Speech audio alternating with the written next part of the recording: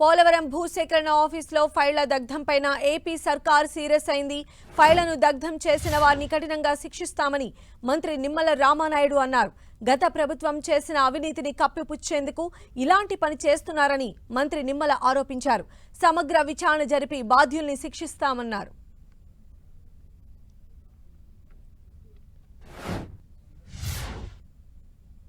పెద్ద ఎత్తున సెక్రటరియట్ నుంచి కానీ అదేవిధంగా రాష్ట్రంలో ఉన్నటువంటి శాఖల్లో ఉన్నటువంటి కార్యాలయాల దగ్గర ఉన్నటువంటి ఫైల్స్ కూడా భద్రత లేకుండా పోయినటువంటి పరిస్థితుల్లో మరి ఇట్లా మొన్న మీరు కూడా చూశారు, ఏదైతే పొంగనూరుకి సంబంధించినటువంటి మరి ఫైల్స్ ఏ రకంగా అయితే మరి అక్కడ సాక్షాత్తు ఒక ఆర్డీఓ కార్యాలయంలోని ఏ రకంగా దహనం అయినటువంటి పరిస్థితి ఏదైతే ఉందో అటువంటి సంఘటనలు పదే పదే జరుగుతూ అందులో భాగంగానే ఏదైతే ఈ యొక్క సాగునీటి పారుదల శాఖ ఇరిగేషన్ శాఖలో కూడా పెద్ద ఎత్తున, ఎందుకంటే తెలుగుదేశం ప్రభుత్వంలో ఆ రోజు 14-19లో మాకు 5 సంవత్సరాల పాలనలో మా యొక్క బడ్జెట్ మొత్తం బడ్జెట్ 5 సంవత్సరాల్లో 7 లక్షల కోట్లు ఉంటే దాంట్లో దగ్గర 72,000 కోట్ల రూపాయలు ఒక ఇరిగేషన్కి మేము పెట్టాం.